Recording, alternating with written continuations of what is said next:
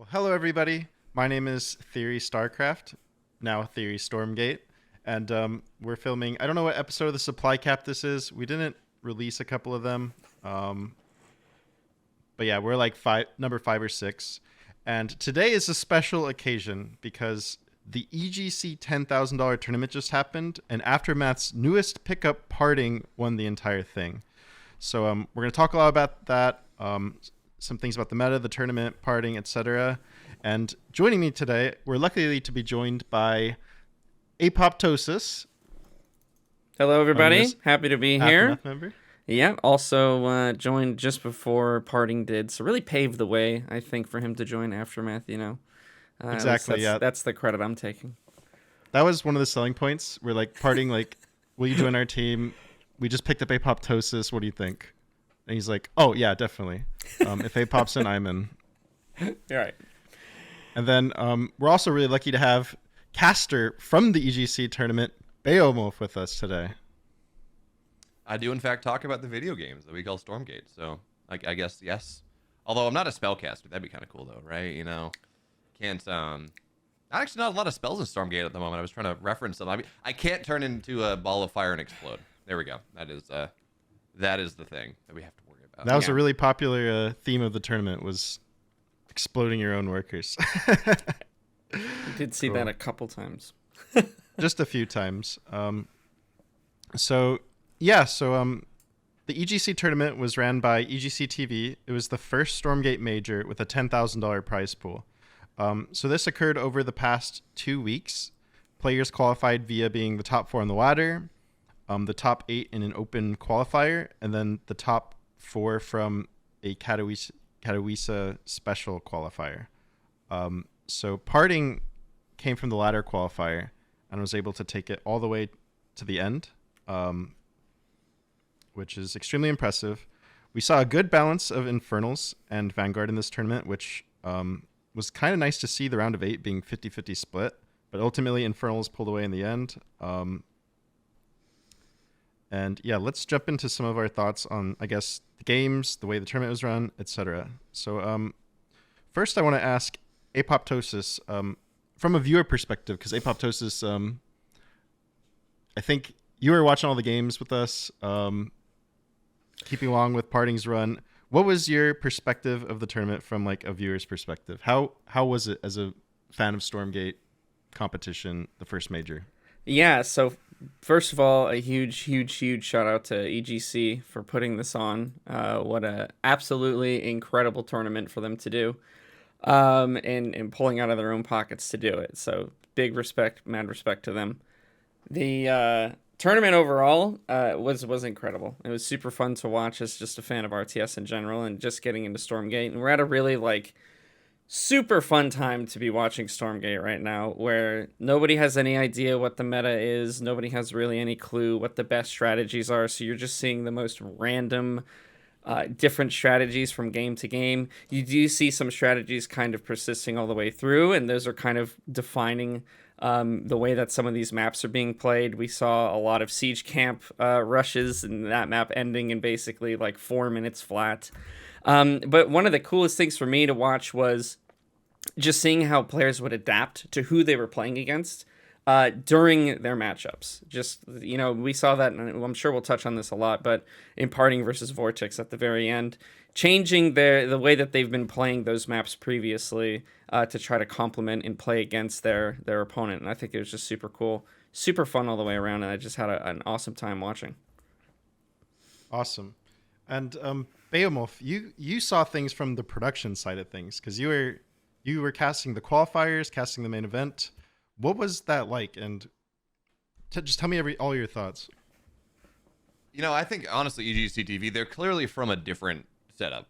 Age of Empires has a one Age of Empires game takes 45 minutes to play or something competitively. Like, it is a much different process. You have, I don't even know how many civs to play with. They all play pretty similarly. They got different things, but they play pretty similarly. So they come into this Blizzard style RTS space where we have however much experience of putting things together, and they say, yeah, we're gonna go put on a Stormgate event, which is awesome. $10,000 is fantastic. And it was kind of interesting to see how they approached it a little bit differently. You, for example, on the qualifiers, and they were super receptive to feedback, which is awesome. But for the qualifiers, it was Civ pick was given, or what they called Civ pick, or faction pick was given priority. That was the higher seed priority, and then it was lower seed got server pick. Now, those of you that are coming from Blizzard style RTS games are going to say, no, I'm going to play Infernals, I'm going to play Vanguard. That's what I'm playing. I'm going to play Zerg, Terran, Protoss, whatever it is. And it is very specific players that might play something else. But that's what I am. This is a kind of a useless benefit to me. I'd much rather have server pick. And it's like, then that's just, one of the things that exists. And that's one of the things that makes a lot of sense in Age of Empires that makes not a lot of sense when there are only two factions, and they play mechanically so differently. The builds are so very different, especially with how many levers you can pull for Vanguard. So they changed that around. They fixed things up. They were extremely reactive to feedback. We did not have, I want to say for the qualifiers, one of the days, the first map was supposed to be Titan's Causeway, or best of ones were supposed to be on Titan's Causeway, which is not a good idea at all. So it was good. There were issues day one. They had some audio issues and things, but certainly they got it fixed. And, certainly by the second weekend, it was a pleasure to work with them. Shout out to them for being, extremely flexible as well. I was supposed to do the second half of Saturday, second half of yesterday, the round of 8 with Zombie Grub, and her internet died about 20 minutes before the tournament started. And it's like, okay, we're going to find someone. And they slotted Nate in, and Nate and I had a pretty awesome round of 8, I think. So they're flexible. They're reactive to feedback. They're putting up, $10,000 plus talent fees and art and everything else to put on this event. So, was it perfect? No. Is an event ever perfect? No. And they have done such a good job of adapting to what was necessary and being responsive to the community that I really cannot wait to see them, because they said at the end they're going to put on more, fingers crossed. Oh, cool. And I cannot wait to see what they're going to be able to do, because this was a pretty solid first approach. Yeah, it's super cool hearing from your perspective from behind the scenes. And as a player, I kind of saw a lot of those things you mentioned with regards to the rulings, the seedings. I didn't really know the reason behind that, but now that you mentioned that it makes more sense for Age of Empires, it totally makes sense. And shout out to the EGC for being so flexible with these rulings, because I actually had a group chat, me and Parting, with the admins, because Parting had a lot of feedback and questions, and his English is fine, but he's shy, I think. So he wanted me to help a lot with that. So I was working with him like, hey, is this bug banned? Like, can the wording be more clear? Or Titan's Causeway map 1, like this is a kind of bad map. And fun story about that, Titan's Causeway. So we had a 4-map pool on weekend 1. And I don't know when it was banned, because it actually wasn't put in the kind of the change log. But by some point on weekend 2, certainly by Saturday, Titan's Causeway had also been removed. So it was a 3-map pool, not a 4-map pool, which is the greatest scam theory that I think the players ever pulled, to keep Jagged Maw in there and to take Titan's out. I was about to say that. Titan's not a great map, but Jagged is much more imbalanced. Like, I don't know if that was Parting doing that theory, but that is the greatest scam that has ever been pulled. Yeah. Titans is not a great map, but when I played in the Alpha Navigator Cups, I never picked Jagged ever, and I actually picked Titans a lot of times. I think it's a better map than Jagged. Jagged's a shit show, to be honest. Some of the no, that just clearly, you heard the Parting interview, just clearly intelligent players. Only like intelligent he's players. He's trolling. Yeah. You should see what he said in our group chat. Oh my god, I'm pulling up receipts. Parting was like, this map so fucking bad. Like, it is crazy. And I thought it was funny that he kept picking it after losing games in the Vortex series. He kept picking Jagged Maw, which I thought was hilarious. And he didn't pull out his secret strat for that map, which he might have been saving it for the last game. I saw him do it on stream afterwards, which is hilarious. Yeah. But he had a strat planned where he was going to shrine in his base to gather gas really fast and do like a 3-minute Overlord drop, and then tower at the ramp. So he's 2 shrines as main, super fast Overlord drop, absolutely wrecks the wagon build. Is 450 Theria, or it's like 450 or Luminite, because that's what effectively getting a shrine costs. You know, it's 350 for the shrine, another 50 for the imp, and that like to replace it, and you know, you add on top.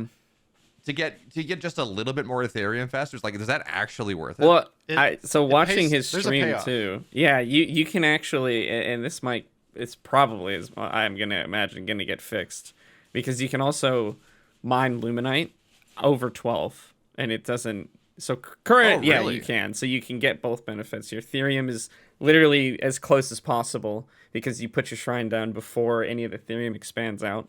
So you have it as close as possible, and it just expands around it. But then also you can send imps to mine Luminite, and it doesn't, you know, because currently right now if you're over 12, you get 0% efficiency, right? Yeah. That it lets you combat that, I guess. Which seems like kind of a bug to me, but it's we'll see if we'll see what they do with that. But he didn't do it. So. But yeah, I haven't immediately looked on into stream, he busted that out. Immediately. He's like, look, guys, this is so OP. This is so crazy. Do this. Yeah. And one of the things it does give, though, is you have 2 close tracks usually when you expand. Now you have 4 close tracks. So the other side of the gold mine, you have 2 tracks. You're touching the gas. The gas is expanding around that base. Your gas income is insane, like absolutely insane. They're no longer walking back and forth. They're just grabbing gas, spinning around and plugging it into the shrine. So it's kind of insane. And also within a few seconds later, he opened up Vanguard, overcharged, CC firsted, used those 4 workers to kill camp, and then went together. And he said, Vanguard players are so stupid.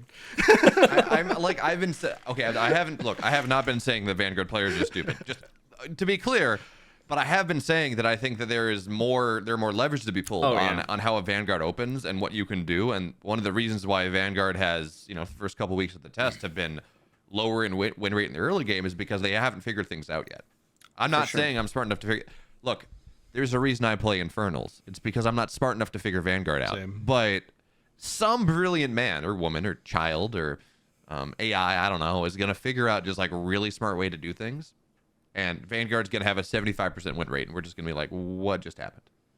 Yeah, I think there's a lot of unexplored potential. The races, for me, is harder to play than Infernals, for sure. And 100%. I think Infernals has had more time to like refine meta and build orders, because there were 2 patches where I feel Vanguard was kind of unplayable in the matchup. So they didn't really have an opportunity to improve the race because they were just dying to fiends. Well, and you know, I think in a development standpoint too, obviously Frost Giant behind the scenes has been non-stop testing this game, and I think all of us have been a part of the alpha and closed beta process as well. But seeing it out in the open and seeing what, you know, pro players are doing against each other when money's on the line, like, of course testing the game is important for its own sake, but when you're putting $10,000 on the line, people are going to try to break every single thing they can about the game in order to win. And so big events like this are really, really helpful for development as well, I think. And they can see in a competitive sense what is good about these maps, what was not good about these maps, what creep camps are performing way too well. We saw a patch right after the qualifying bracket for EGC where they changed the speed camps. They made them start with less goats because they saw that Infernals were way too strong, having 5 fiends basically immediately. That was controlling the beginning of I think it was like Broken Crown Infernal versus Infernals. You did this crazy or helped popularize this build where, you know, you're starting double conclave and building it as close to those camps as possible just to try to get map control.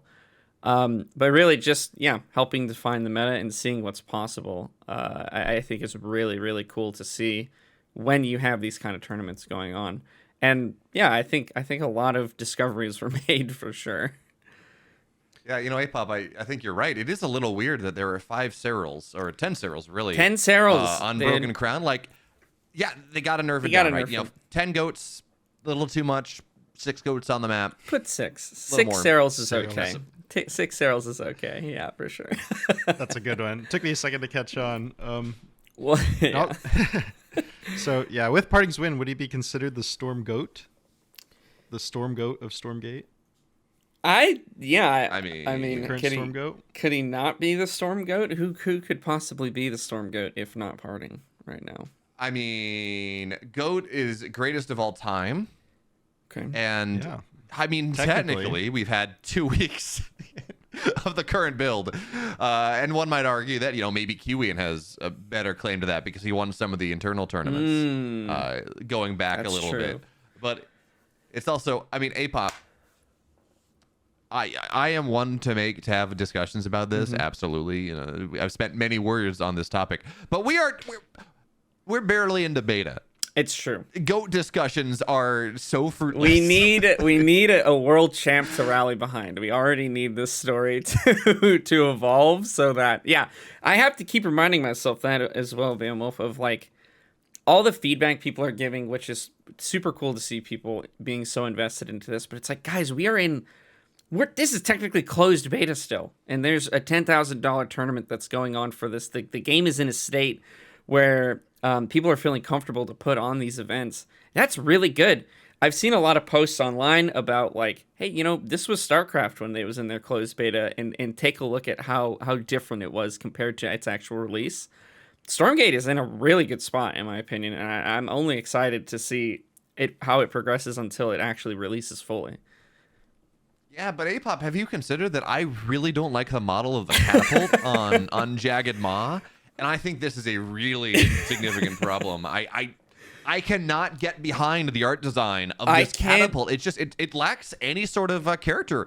I pray. Yes, I'm hyperbolizing, but I pray that they just leave it. Just leave it as that for like day one. They're not going to, of course, but just all of these people that are complaining about the art, which I understand having preference as far as art style goes and things like that. But it's like, guys, all of these models that you're seeing, like not all of them, but some of them are still placeholders. The Shadow Flyers just being a static like bird that's flying through the air. That's going to be changed, guys. It's still, we still have a ways to go yet before the game's fully finished. Definitely. And I agree with all of those points. Coming from the actual gameplay, like disregarding the models, it's impressive how good this game already is. Like if you put StarCraft level graphics and models over Stormgate, the game would already be amazing. The engine feels incredible. It's the best game engine I've ever played on. I don't know how I'm able to play to Europe with seemingly no latency. To me, it makes zero sense how they got that working. The rollback algorithms they have is truly it's a huge RTS innovation. So as they iron out, I guess, the visuals and everything, I feel like we're going to have one of the greatest RTSs ever made. I really believe that.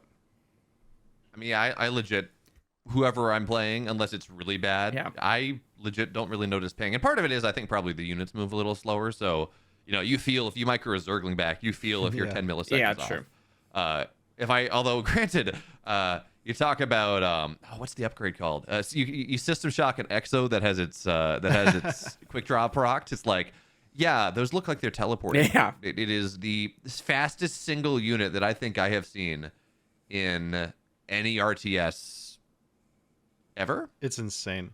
We saw that a few times actually, where people were doom dropping, and they would I can't remember the upgrade ability, but the thing that makes the Exos go super speed, and just in like half a second they're already underneath the drop, and it's immediately dead. It's like, holy shit, people are not ready for how fast those bottles can move. Yeah, they're wild. I feel like they're what the Zealot should have been for Protoss. Yeah. For sure. Really good unit. I saw a lot of people in chat talking about how it's like, Zealot or Lancers are what Zealot should have been. So it's theory, unless you're kind of botnetting here to try to influence opinion, which, look, I know you work in software, I wouldn't put it past you, but unless you're doing that, you're not the only one. Cool. Yeah. The whole point of this podcast is to influence Protoss balance, because they're kind of bad, but yeah, I think the Lancer is probably the best Vanguard unit. When I was watching Kiwian play today versus Parting, he almost exclusively made Lancers across 6 games. 6 games? Yeah, Lancers in 6 games, I think. It was a very powerful looking unit. Of course, it was kind of targeted at Parting's build. kind of counter meta. But as a core unit, the Lancer seems kind of insane. And I think it's a really cool. At first, it wasn't really growing on to me, but now it's really growing on to me.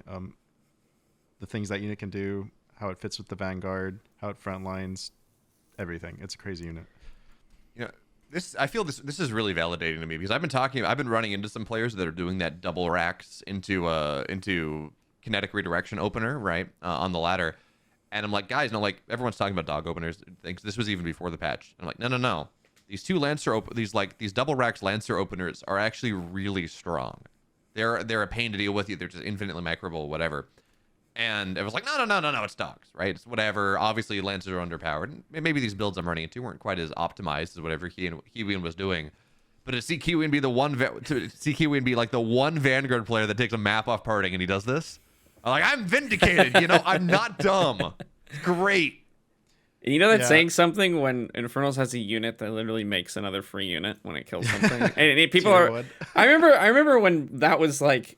That information was released, and they're like, they made Broodlords like a tier 1 unit. Like, what are we actually fucking doing at this point? And then people are like, but the Lancer, dude, they're the dogs, they're so crazy. It's like they literally make a free unit every single time something dies. Your balance is saying something when that's not the unit people are complaining about. Yeah, that's. I mean, let's be real here. Gaunts are pretty bad. They do a roll. But their damage is pretty rough. So Gaunts do 6 damage. Yeah. Right? Against the Lancer, they do 3 damage. Yeah. Before ignoring any sort of armor. I don't think that Lancer has armor, but they do 3 damage. That is a Lancer is like what, 250 HP? Like you're not killing that any speed whatsoever. It is a problem. For sure. Yeah, when I was watching a lot of the games where Vanguard won in this tournament, one of the reasons is because Vanguards were just making Lancers and absolutely shredding Gaunts. Like, it was disgusting how fast they kill Gaunts and how they take no damage. Until Parting started doing a build, which shout out to Parting and Albino for optimizing this to perfection. Parting would make a bunch of Gaunts, pure Gaunt, even going up against Lancers, for the entire start of the game, first 6 minutes, get the Imp upgrade, and then pull all the workers from one of his bases and go attack. And then the Imps would kill the Lancers, and the Gaunts would kill everything else. Now, is that optimized in part because it takes 12 burning Imps to blow up a command post and you have like that second option? Or just, I'm going to pull everything? Is there any reason why it's 12? That's a good question. We didn't really think that hard. I'm pretty sure we're just grabbing every worker that's at our most recent base because it's close to walk and they're all going to be clumped together. I think there's no other reason besides, we have 12 workers on that base fully saturated and we're just going to pull them all. Today I played a game versus Kiwi, and right after the tournament where I pulled 12, they got killed. I pulled like 8 more, so I needed more. So there's probably a magic number that is going to shift over time depending on the meta. But depending on how badly it gets nerfed after this. Right. Yeah, we'll see. Well, it already got nerfed a little bit once, but only to building damage. It's still just as fine versus units. So yeah, which is kind of funny because I had an interview with Monk like a week and a half ago, and I'm talking about look guys, I know there's some strats that are getting prepped here. Yeah, and they all got nerfed out. So I saw people in chat. They're like, "Is this Beowulf's secret stat?" I'm like, "No, they got nerfed out of the game. I'm sorry." That's funny. It's not my fault. They weren't cooking, and then they got burnt. That's funny. I remember you were in a Discord call with me, Monk, Mixu, and Party, I think, where we were talking about how many imps it takes to kill each thing. Because me and Parting were just sending 9 imps and killing everyone's command centers. It was kind of insanely overpowered. I remember Parting sent me a friend request. I went and checked. It was like February 1st. He's like, "Hey man, what's up? Vanguard is fucking bullshit. How do you beat Vanguards?" And I was like, "Yo, just send 9 imps at their command center." Dude. And then I see him log into Veni Vidi Vici, and he wins like 50 games in a row versus Vanguards. He's like, "Oh yes, very good." So okay, in fairness, even if he had some losses, Veni has 14 total losses. The Veni account has 14 total losses across 400 games. That's insane. So that's nuts. That's even crazy. if he was losing some, that's like what happened here, Theory, is he lost like one game to one to They're Kiwi crazy. like once. One time. He's like, look, I lost a game. This is bullshit. No. It's exactly what happened. I know Yeah. exactly how many times. I know exactly when he loses to a Vanguard, because I'll get a DM if he loses. Like fucking Vanguard so OP. If I played Vanguard, I would be 3,000 MMR. That's what he always says. And then like we'll talk it out. We'll look over the replay, and then he goes and doesn't lose to Vanguard for like another week. So I wanted to ask you guys a question, and I'll answer my own question here as well. But what was your favorite build in this tournament so far? And to give you some time, I loved the parting imp build. Is just, that was so fun to watch, and just seeing it for the first time, like, oh my god, I know what he's gonna do, and this is gonna be incredible, and it was. But a big shout out, I think it was to a laser who, and other people may have done this as well, but just the mass shroud stone like attrition of make a shroud stone, wait for those to finish. Okay, I'm gonna move 10 feet up, make another line of shroud stones, and just mass hellborns, make some magmadons, and just slowly take over the entire map until I just happen to be at your base now, and I guess we'll fight. And just never taking a fight out of range of one of those shroud stones, and just always having that available, because like you said, the Lancer is just such an effective unit for Vanguard right now, and this was specifically for Infernal versus Vanguard. Having such a tanky unit in the front and not being able to really use gaunts almost at all to deal any damage to that, the Lancer Exo Medic build just seems so strong to try to actually push against. The composition for Infernals, it feels like, I don't know if it's quite there. It feels pretty tough. It feels a little difficult to pilot. I know that there's a lot of people who play like Weaver Hellborn is a possible way you can do it. But seeing, again, just like mass Shroud Stone, use Magmadons to stun everything, and then just have your Hellborns from the backline, which they kind of recently received a bit of a buff.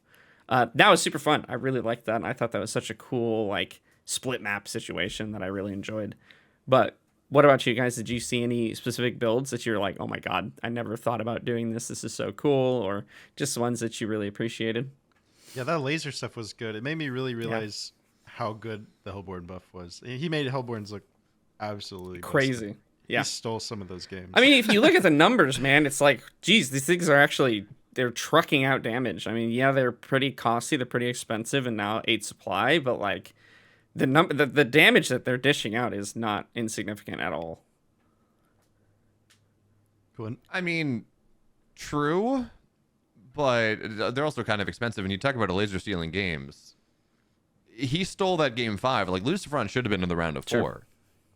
But Lucifron's not paying attention. He runs his entire army back up against a wall and runs into 3 imps, and his army blows up. And it's like, okay, there's an argument to be made about time to kill and whether that should be a thing. I personally think that even if you have a time to kill, a high time to kill, having some units that can burst is a good thing. Yeah.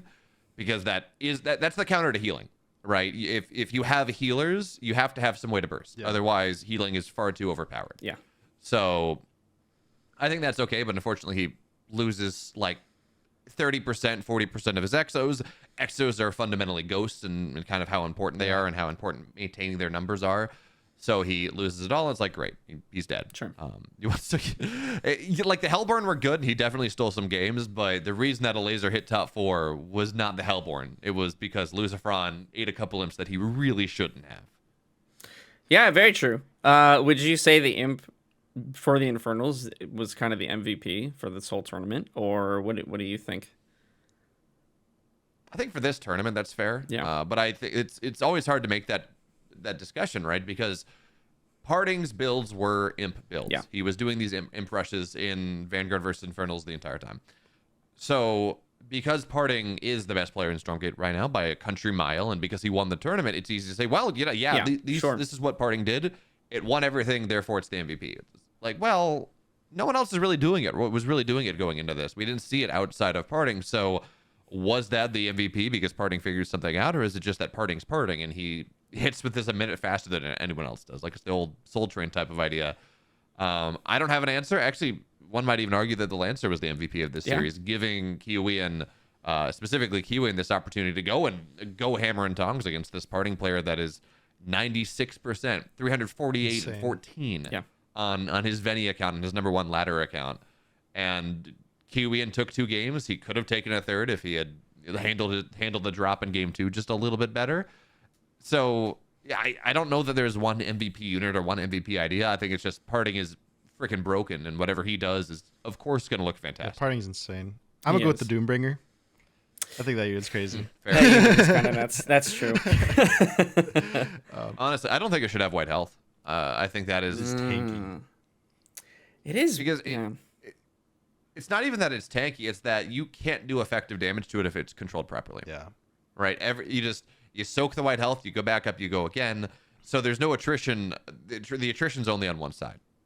Whereas if it had all that white health and was just regular health, okay, well, you're doing damage to it, and it's damage is getting done to it, then eventually you have to go back and put it in a healing zone or give it some fruit or something, like bring it back up and force it off the map. And as it stands right now, there's no way to do that. Yeah, the fact that, and I don't know if we saw this too much, but the fact that you can just land the shroud or the doom drop, that's what I keep wanting to call it. Cause it's like, oh, it's a doom drop. Yeah, it's a doom. I think it's Diver is the name of it. Doombringer. Doombringer. Thank you. Anyways, that you can land it and it can just regenerate its own white health on its own. That's pretty crazy. It's like mule dropping one of your medevacs in StarCraft 2 and healing it back up, which you would really almost never do, but not needing to spend anything for it. You're just landing the thing and it's healing not only itself but all the white health for the units that are in it. I agree. Doombringer does seem pretty strong. Yeah, and I'm so used to playing Protoss over the years where they've nerfed my Warp Prism health to be a paper airplane. Where like if they see it, it's gonna get blown out of the sky. So I wouldn't mind them nerfing the health a little bit. I think RTS players are good enough to where they can still do effective damage with it with less health. I think it's too tanky right now. Well, the question though, right, is like, is it, or is it the A-click bug that's making it feel so tanky? That is annoying. Because what is the A-click bug? That is I think I'm missing. Like, it's gonna get fixed, but what is that bug? Because I think I don't know what that one is. Yes, the Doombringer is not automatically A-clicked by units. You have to target fire it. So like it could run over a cannon or if you land your Doombringer with 8 gaunts next to another Doombringer, the 8 gaunts aren't going to attack the other Doombringer unless you target fire. I see. Or Shroud Stones don't target it if you call one down. Yeah. If you A-click a spot like you're trying to chase it down, you can't just A-click a spot. You have to A-click You have to click on the Doombringer specifically. Target fire it. Okay, I see. Yeah, okay. Exactly. Wow. Yeah. Yeah, I think at high level we can obviously not manage intended, that. but yeah. But even then, it's like I'm going and I have units in a place to defend, and I'm doing like I want to be able to click this area because that's where the Doombringer's going, and I'm gonna go do something else. I'm gonna go set up my own harass or whatever, and I can't really do that. So it just kind of it's one of the issues that harass always has is that it can feel like the execution cost or the ease of execution is on the harasser, not the harassee. Which like that's kind of the problem with the Warp Prism is like, look at me, I'm gonna warp in 20 zealots in your base, and this is one unit that I can lose, right? Or medevac drops or things like that, they're faster. So this increases that level the execution cost expense on the defender and gives more power to the defendee, or it gives more power to the aggressor because it's just that one more step to have to knock it down to kill it off. Yeah, and in thinking about that, in obviously we're all from StarCraft 2. We probably have played a lot of other RTS as well, but a lot of our scope is through there. If you have defenses in place against a drop or against a Warp Prism drop or anything like that, it feels like not that big of a deal. Where it's so easy to kind of navigate into just, a slightly different area. I don't know if the bases currently on the maps are maybe just a little too accessible and there's not a clear area to defend, because it seems like you can really weave the Doombringer around a lot of those static defenses. And then as soon as it drops, like you guys said, unless you're paying attention and you target fire it, then it's not going to die anyways. So, talking about drops, are you excited to drop Hellborn behind the natural and unpathable space? Yeah, that's that's interesting. I think I saw Dark do that one of his games. Yeah, it was totally illegal, but he didn't know about it, and Dark and Skills were both knocked out. They couldn't qualify at that point, so it was just whatever. But he had 2 Hellborn in the spot between like that pocket between the main and the third on Broken Crown, and just Skills couldn't mine at all. That's so annoying. Yeah, I saw it happened in the finals, but it didn't really matter in the finals. But the same spot, Gaunt's got dropped there, and it basically makes a base unmineable. So yeah, hopefully these get patched out very quickly, so that we don't have to like consciously think about avoiding accidentally doing these things. Because there's a few bugs in the game that are banned from tournament right now that aren't patched out yet. But if they are to introduce a patch, it would break all replays, make content really difficult during the beta. So I totally understand why they're gonna wait. And I'm totally for it also for now. I really look forward to the day when we have something like what happens with StarCraft, where if like I want to go and look at an old replay, I can download. It'll download kind of the old build and make that happen. And obviously, look, this is a beta. It is. Some people would argue that it probably should be called a late alpha versus a beta, just for sure. Considering features, and it really depends on what you consider feature critical and kind of polished. But obviously, this is not the thing. I saw a lot of people complaining about how I can't see supply and resources for players in the tournament. It's like, well, yeah, the fact that we have a replay, that we didn't have this 2 builds ago. We didn't even really have it last build. You could only see player 1, which was actually really funny because it didn't matter what player you were in the game. You could only see player 1's perspective, which was like, oh, I just played this game against Theory and I can only see Theory's perspective. This is weird. Like I should be able to see my perspective above all. But anyway, it's there. Yeah, it was funny. So the fact, like, the pace of improvement is awesome. It is. And it'll get It's there. impressive. But And seeing that Frost Giant is obviously paying attention and seeing them in all of these like chat rooms and for a lot of these streams that are going on, and then just constantly, that's Gerald from Frost Giant Studios just participating in the community and answering people's questions. And it's like, man, he doesn't have to do that, but they're obviously paying attention. They obviously care a great deal about this, and to the point where they did patch a lot of stuff. Again, getting that update just recently, patching out a lot of those bugs with like being able to drop shroud stones, being able to overcharge bobs that were next to construction town halls, things like that. Just the albino build. The albino build. Yeah, I mean build. that's like good job, albino. You got that nerfed immediately. Yeah, my man. That was impressive. Albino was saying yesterday, he's like, I'm not going to come up with builds or strategies anymore. I'm never going to stream because everything he does gets removed from the game, like, immediately. It took 1 day. This is just a mindset issue. Like, I approach this like, I'm going to try to figure out how I'm going to be as greedy as possible and just play a really stable game. And, Albino's like, let me break this. Let me annihilate everything. So I'm not getting patched out of the game. Yeah. And I'm undefeated against Theory. Albino is. I clearly, Amazing. Yeah, we should talk about that. Yeah, so I think Beowulf is 2-0 versus me. Wow. You can look it up, probably. I have a very high win rate, too. So the fact that he has he's 2-0 versus me is kind of insane. It's all about when I play you. Like, let's be clear. I play you like I run into you before the MOR gets separated. Like, the first couple days of the playtest, when it's, more stuff gets figured out. And I'm like, okay, we got this. And then eventually, eventually you get much better than I do. But I get to appreciate that, like, those 2 days when it's okay. Yeah. Beowulf is much quicker at figuring out a new game than I am. Because he figured out, like, day 1 of Stormgate beta. He was going Magmadon Gaunt, like, the first day. And someone like me's a little slower. It took me, like, a couple days to catch on because I was massing Weavers in one of the games. I was like, these things are awesome, and then he just like stops me with Magmadon. So I'm like, oh, like maybe they're not that awesome. Yeah, but that's part of the fun too. The fact that right now nobody has any clue what the end meta of things are going to look like. So just going in and making units and not having any idea if they're going to be any good or bad. And I remember a full day of just trying to make Spriggans. I'm like, dude, I just want to play Spriggans. These things look so cool. And then going, okay, you know what? I don't know if they are really where they need to be in order to do stuff right now. So bad, They're dude. really rough. They're so bad. bad. Like, come on, I can make this work. I beat I beat, I think, 2 people that day, and for some reason, I think they were doing something similar where they were just making like Vulcans and Atlases, and so it's like, oh, okay, they're really good against units that literally can't shoot up. Like, okay, this is great. But yeah, against everything else, they're really tough. Yeah, I mean, don't tell that to Hawk. Yeah, There is one guy in the Stormgate Discord who swears that Spriggan builds are good.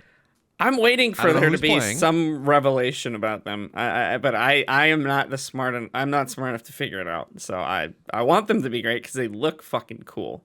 And I like making units that look cool. I mean, no, realistically, I'm okay that flying units are horrible. Yeah.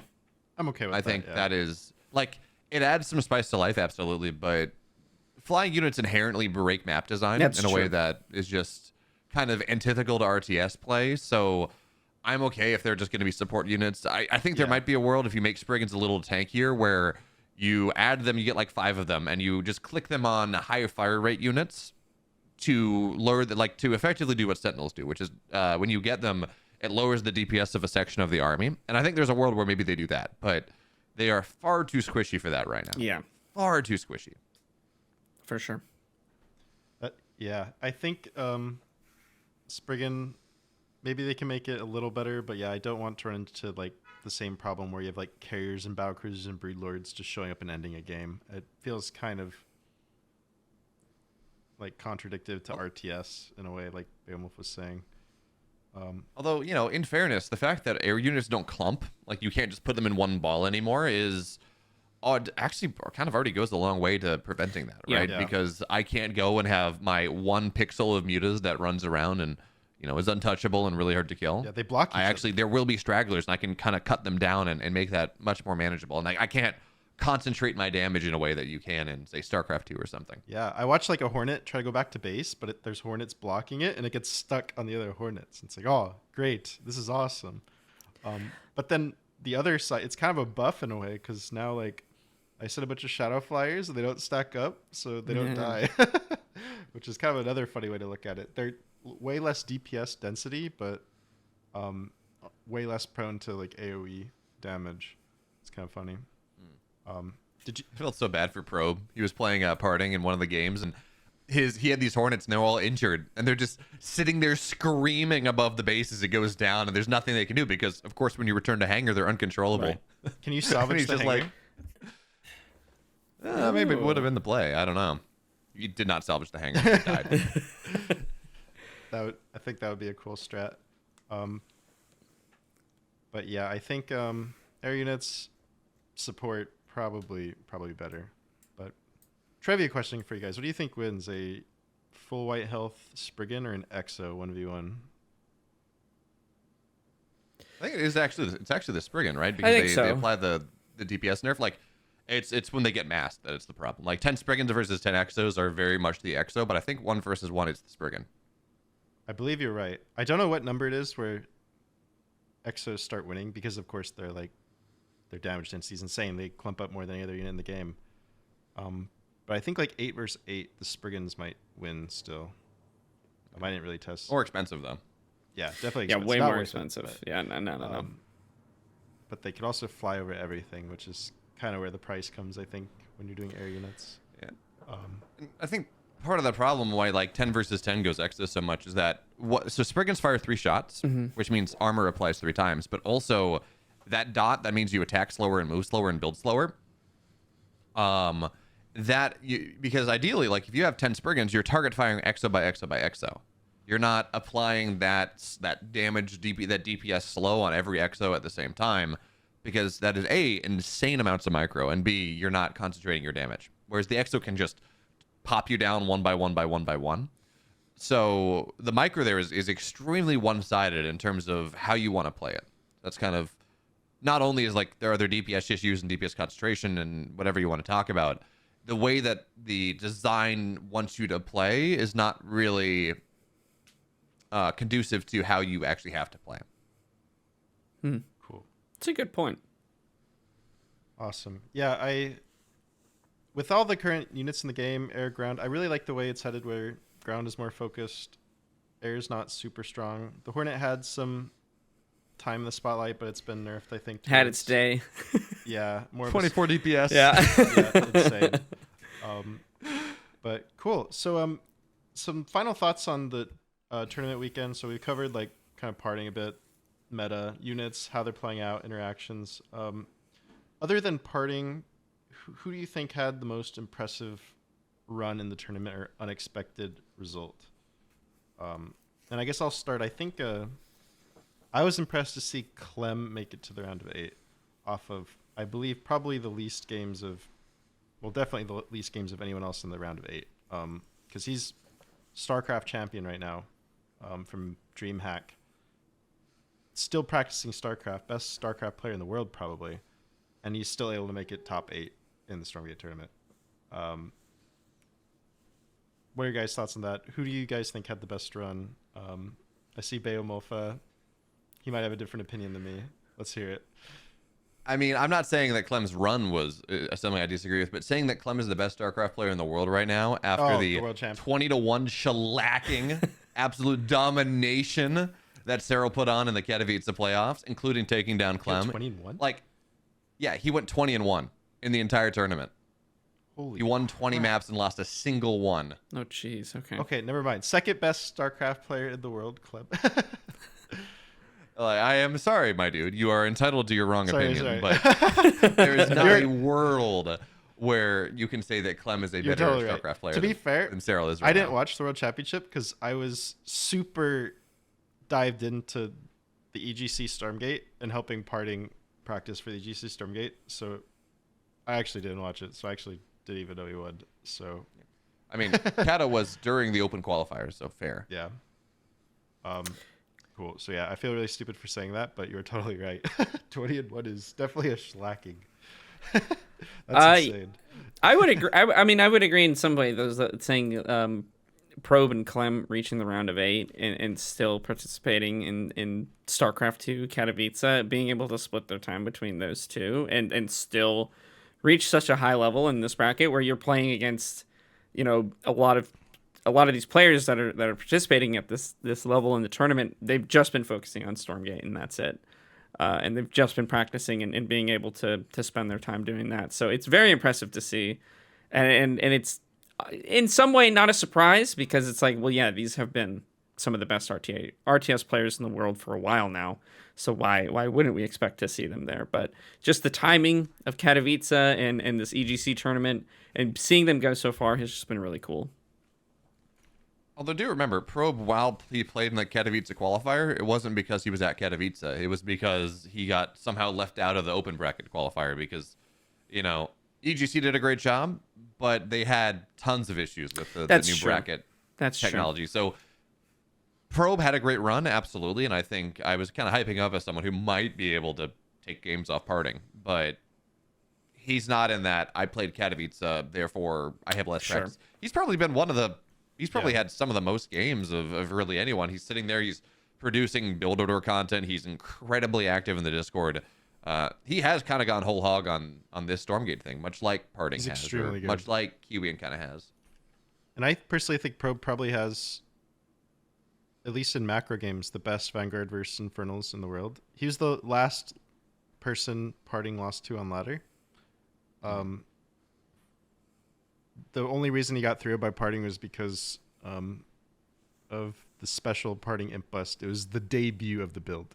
It was the first time everyone saw it. It kind of just destroyed it's the meta. The funny thing is I had people in chat telling me that there was a tasteless as caster replay of Probe and Parting, where Parting did the exact same build and Probe won the game.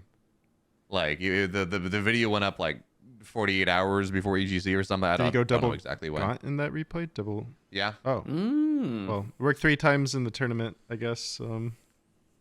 Although, I mean, realistically, and this is no disrespect to Probe, Probe probably should. I'm not going to say he should have won Game 3, but he didn't do a great job on capitalizing on his success after he made the initial hold. He kind of overcommitted to mech units, which I just don't think are very good right now because of how.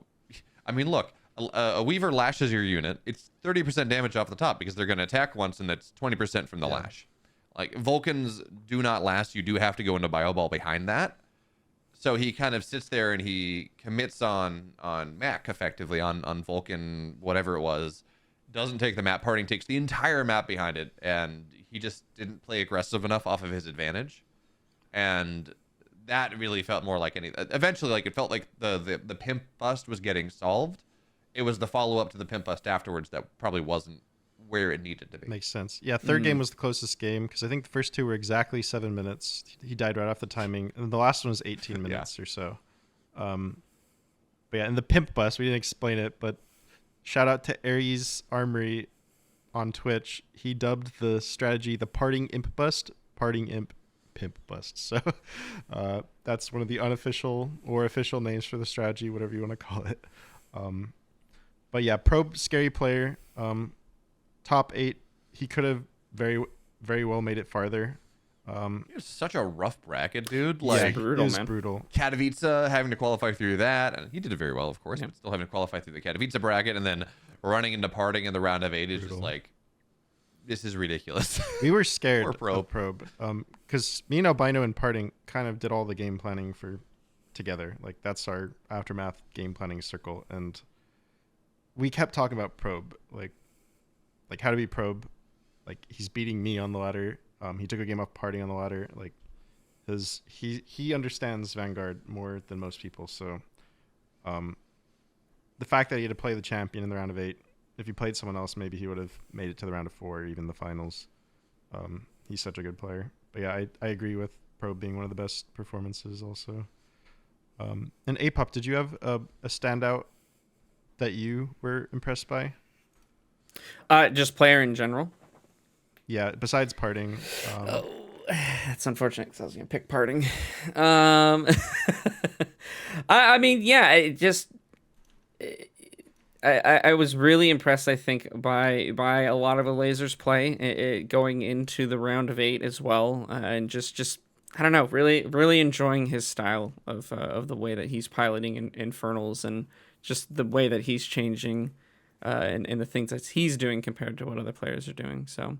Yeah, but obviously just trying to soak in the tournament at large and just enjoy the whole thing as holistically as possible. Is that really like, I don't know, just like genuine feeling of like, you know, I have no metas to read into. I really don't. There's nothing to do here other than just enjoy watching these players play at such a high level. So really cool.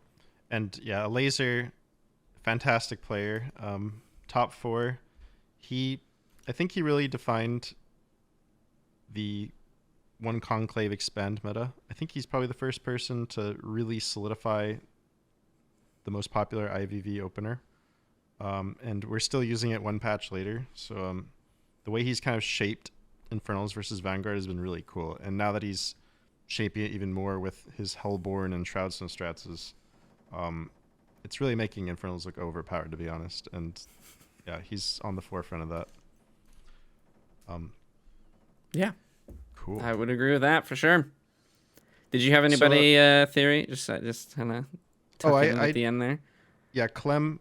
Yeah, I already kind of covered. That's right, He picked Clem, beat that's right. Eric. I didn't expect him to beat Eric. Eric is really high on the ladder and really impressive. So the fact that he squeezed out a win in the round of 16 was really impressive to me off of so few games. What is Eric's ladder account again? Mamma Mia. Ah, okay. Yeah, that makes sense. I was like, I remember loading into a game and I'm like, oh, suddenly it makes sense to me because I played a couple games against Mamma Mia and it's like the one Vanguard that I'm like, oh man, yeah, this feels hard. Like his rough. early game is so clean, just eking value out of everything. And you know, this was when I haven't played as much recently, so I'm like 200, but this is when I was like top 50. I was like, wow. Yeah, the late game feels bad, you know, whatever against Vanguard. I didn't have a solution, started to figure it out. But he was like the one Vanguard early game where I'm like, this is okay. Guess I Game's just don't over. get to play. Yeah, Pretty much. I don't have him figured out yet. I'm on like a really good win streak right now. But most of my losses recently are to Eric, so the fact that Clem was able to beat him 2-1 really impressed me. Although it wasn't a mirror, so mirrors don't count. I thought the mirrors. I kind of like the mirrors. They're entertaining. I I think I think the Infernal Mirror is actually really cool, and I know It's super I exciting. forget who.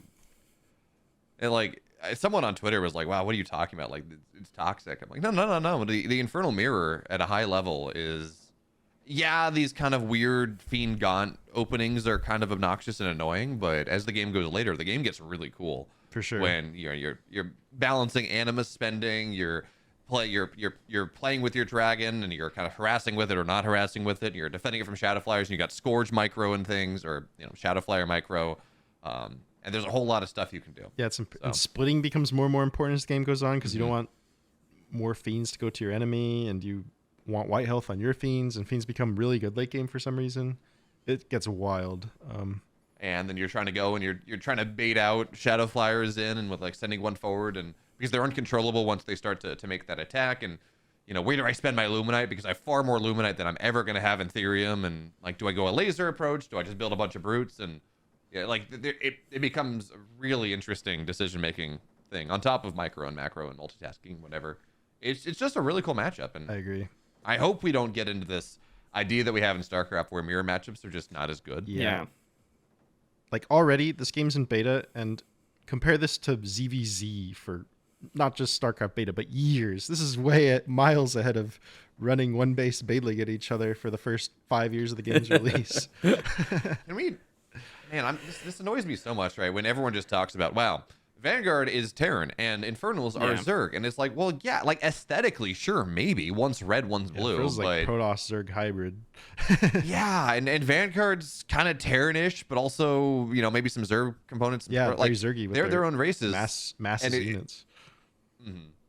The big complaint for me actually is when I look at this and people are like, clearly Frost Giant has a bunch of Zerg developers, so therefore Infernals are going to be overpowered. I'm like, they don't even play like Zerg. What are you talking about? Yeah, they play like Protoss more than anything. They have Yeah. big tanky units. They have Chrono Boost. Oh, wait. You're right. They play like Protoss. Warp Gate. That's why they're overpowered. We figured Okay, it out. scratch everything. Here and now. Here and now. They'll move. Yeah, I think just people get way too stuck on the visuals and are not really paying attention to mechanically how each of the races are really playing. And it's like, well, dude, we have actual like not quite warp prisms, but we have drops. Like Zerg would never do that in StarCraft 2, really. Maybe, here and there as like a really niche strategy. But I feel like people just see like Shroud and they're like, that's creep. There's Zerg. Okay, exactly, done. Yeah. Let's move on to there. Oh, those are humans. That's Terran. Okay, move on. It's like, no, man. It doesn't even function almost remotely similarly to how creep is. Dogs and like Mass Lancer. This is very Zergy feeling to me. yeah, for sure. I'm excited for the third race. Do you guys have any? This is actually something I was thinking about too. I don't know how much longer we want to go, but the fact that some units, the Spriggan maybe even being one of them, might fit a niche for a race that doesn't exist yet. Because remember, there's an entire third race that's going to be coming out. Maybe versus this race, Spriggans are going to be incredible. We have no idea. Interesting thought. But very exciting to see, because a two-race meta, it's very crazy, very chaotic at first, but I think would get figured out pretty quick once you introduce that third race. I'm very excited to see how that is really going to change things up.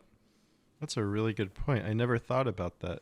Yeah, if you had like a Protoss style race with few in units, low attack speed, heavy damage, and then you have Spriggans like lowering their attack speed, that would be amazing. Like imagine Spriggans slowing Immortals or Colossus attack speed, and then you have shitty anti-air like Stalkers. Like I could see the Spriggan being good all of a sudden. It could, yeah, exactly. it might just be that Spriggan's not fantastic versus these two races. Or maybe it just sucks. I mean, you do talk about high damage, low attack speed. That means you tag a Spriggan with one shot and it's dead. That's true. So, like, at a certain point, when you have a unit that is simultaneously very squishy and does no damage, it's the extra thing it does on top matters a lot less because it doesn't live. And it doesn't live by either bursting something down or doesn't live by being tanky. So, like, I see what you're saying, Apop. Yeah, I mean, I'm just trying to, I'm just trying to forecast. That is some infernal copium right there, of the highest degree. Listen. I'm telling you, man, the day of the Spriggan will come. It'll be here someday. I don't know when, but I'll just keep huffing my copium until then, I guess. Cool. Pressing F for doubt. That's fair. Cool. All right. Well, we're coming up on the hour. I really appreciate you guys for coming on. This was a really fun conversation about the tournament, Stormgate, and everything. Make sure everyone who's watching to go follow EGC TV, all of their stuff. Shout out to them for making a super awesome first major for Stormgate. It was really fun. It really showed the potential of the game. Make sure to follow Frost Giant, Stormgate. Keep an eye out for their late pledge Kickstarter they've been talking about. The future of RTS is bright, and I really can't wait. And as far as the podcast goes, I'm not usually the host. Carmi's the host. He'll be back next week. So thanks for bearing with me, guys. Yeah, follow AME socials, I think, on everything. And yeah.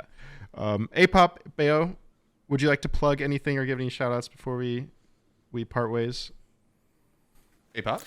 I'm just excited for the future of Stormgate. I'll be making Stormgate content over on my channel on Twitch and on YouTube as well, and hopefully doing a lot more stuff with Aftermath. Super excited for the future of RTS in general, and specifically Stormgate as well. Beowulf?